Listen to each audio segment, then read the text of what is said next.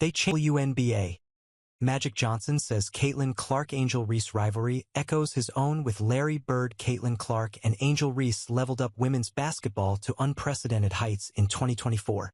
The WNBA phenom sold out arenas, broke jersey sale numbers, smashed TV viewing figures, and ripped up the record books at a relentless pace. But Clark and Reese's impact on women's sports long precedes their time in the pros.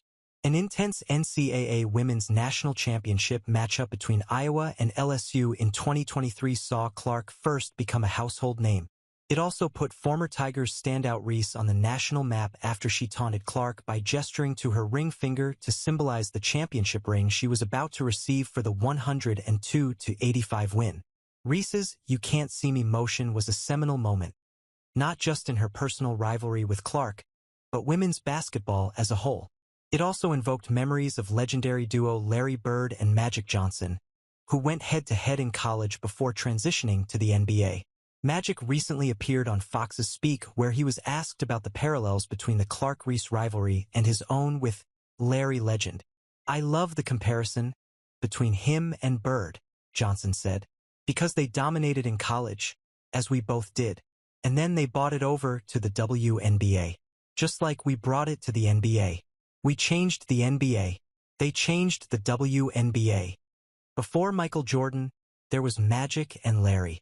Their fierce rivalry, intense but always respectful, was born in college during the 1979 national championship game between Bird's Indiana State and Magic's Michigan State, and lasted until Kodak retired in 1992. For 10 years, Bird and Magic dominated the association. The Hick from French Lick scooped up 3 championships, 3 MVPs, and 2 Finals MVPs in the 80s. Magic, a member of the Showtime Lakers alongside NBA great Kareem Abdul-Jabbar, hoovered up 5 titles, 3 MVPs, and 3 Finals MVPs during the same decade. Their battles for basketball supremacy preceded Air Jordan's ascendancy, rejuvenating the once great rivalry between the Boston Celtics and Los Angeles Lakers and, in turn, the league itself following a period of stagnation in the 1970s. There'd be no MJ, Kobe, LeBron, or Curry without Magic and Bird. And WNBA fans are hopeful Clark and Reese can blaze a similar trail for women's basketball. Their impact has already been felt in less than a year after they were drafted. The WNBA plans to commit $50 million over the next 2 years to provide full-time charter flight service for its teams during the season.